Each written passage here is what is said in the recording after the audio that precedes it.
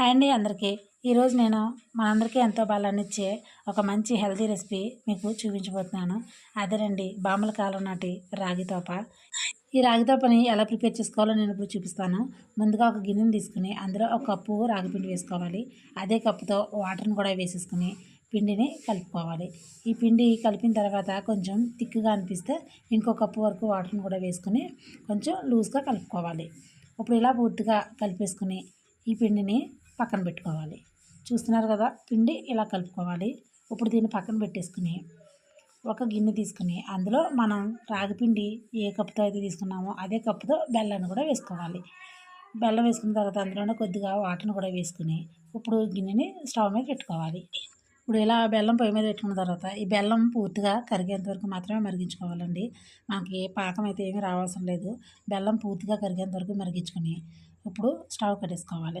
ఇలా మరిగిన బెల్లాన్ని పొయ్యి మీద ఒక బాండీ పెట్టుకుని ఆ బాండీలో బెల్లాన్ని వడకట్టుకోవాలి. ఇలా ఈ పాకాన్ని వడబోసిన తర్వాత ఈ పాకం కొంచెం కెర్లేంత వరకు మరిగితే సరిపోతుందండి. పూర్తిగా పాకం ఏమి రావసరం లేదు. ఇలా కెర్లేంత వరకు ఈ పాకాన్ని మరిగించుకుని ఇప్పుడు ఈ పాకంలో మనం కలిపి పెట్టుకున్న రాగి పిండిని వేసేసుకోవాలి. ఇప్పుడు ఇలా వేసేసుకున్న తర్వాత ఈ రాగి పిండిని ఉండలు లేకుండా స్మూత్గా వచ్చేంత వరకు కూడా ఇలా కలుపుతూనే ఉండాలి.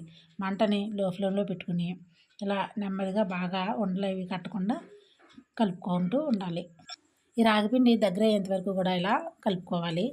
చూస్తున్నారు కదా, ఇలా రాగిపిండి బాగా దగ్గర అయ్యేంత వరకు కూడా కలిపేసుకుని ఇప్పుడు ఇందులో ఒక స్పూన్ వరకు నెయ్యిని కూడా వేసుకుని బాగా కలిపేసుకుంటే అంతేనండి, మనకైతే రాగిపిండి తోప రెడీ అయిపోయింది. చూస్తున్నారు కదా, మన బామ్మల కాలం నాటి ఎంతో హెల్తీ రెసిపీ రాగిపిండి తోప రెడీ అయిపోయిందండి. చాలా అంటే చాలా సింపుల్గా తక్కువ టైంలోనే చాలా ఈజీగా చేసుకునే ఒక మంచి హెల్తీ రెసిపీ ఇది. ఒకసారి ట్రై చేసి చూడండి, చాలా బాగుంటుంది.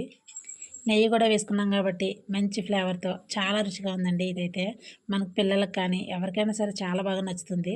ఒకసారి ట్రై చేసి చూడండి. ఈ వీడియో కనుక మీకు నచ్చినట్లయితే లైక్ చేసి షేర్ చేసి సబ్స్క్రైబ్ చేసుకోండి.